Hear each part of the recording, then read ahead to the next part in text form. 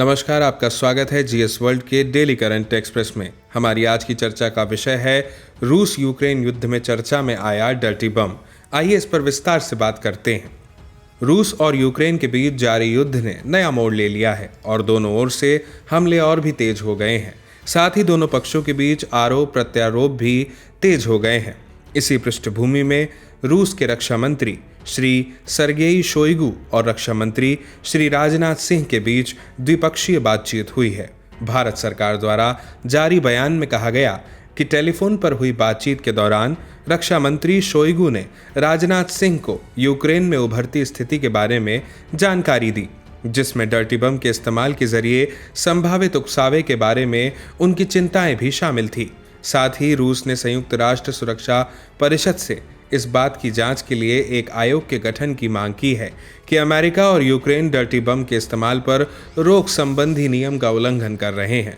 यहाँ परीक्षा के लिहाज से डर्टी बम के बारे में जानना आवश्यक है। आपको बता दें कि डर्टी बम का वास्तविक नाम रेडियोलॉजिकल डिस्पर्जन डिवाइस है और यह वेपन ऑफ मास डिस्ट्रक्शन माना जाता है।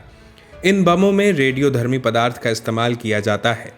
रेडियो एक्टिव पदार्थ के अलावा इसमें डायनामाइट और पैलेट का प्रयोग भी किया जाता है। धमाके के बाद ये रेडियोधर्मी पदार्थ वातावरण में फैल जाते हैं। फैलने वाले रेडियोधर्मी पदार्थ की मात्रा इसे खतरनाक बनाती है। रेडियोधर्मी संक्रमण से कैंसर जैसी गंभीर बीमारियां हो जाती हैं। ऐसे में यह बम निशाने पर ली गई आबादी के बीच अफरा तफरी और डर पैदा कर सकता है। हालांकि डर्टी बम परमाणु बम जितने खतरनाक नहीं होते हैं और दोनों में बुनियादी अंतर भी है। परमाणु बम में जहां परमाणुओं के विभाजन से विस्फोट होता है, वहीं डर्टी बम में रेडियो एक्टिव पदार्थ के मिश्रण के साथ विस्फोट होता है।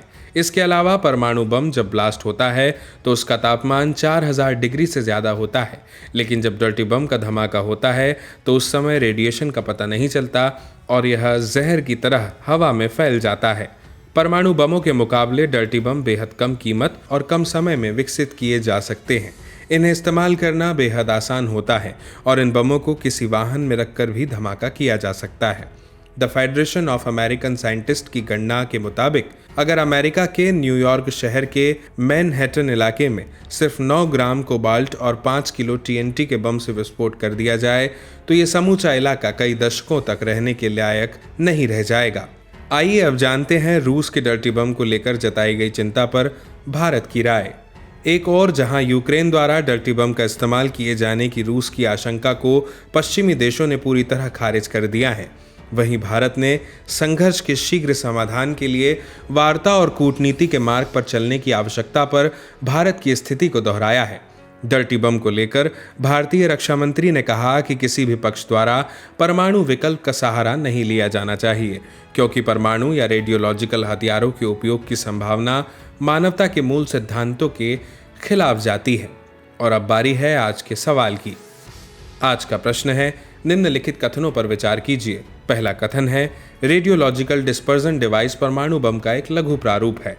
दूसरा कथन है, डर्टी बम को वेपन ऑफ मास डिस्ट्रक्शन कहा जाता है। ऊपर दिए गए कथनों में से कौन सा या कौन से सही हैं? इसके 4 विकल्प हैं। ए केवल 1, बी केवल 2, सी 1 और 2 दोनों, डी ना तो 1 और ना ही 2। इस प्रश्न का सही जवाब देने के लिए आपको कमेंट बॉक्स में कमेंट करना होगा। इसी तरह की महत्वपूर्ण खबरों के लिए देखते रहिए और अभी सब्सक्राइब कीजिए जीएस वर्ल्ड को।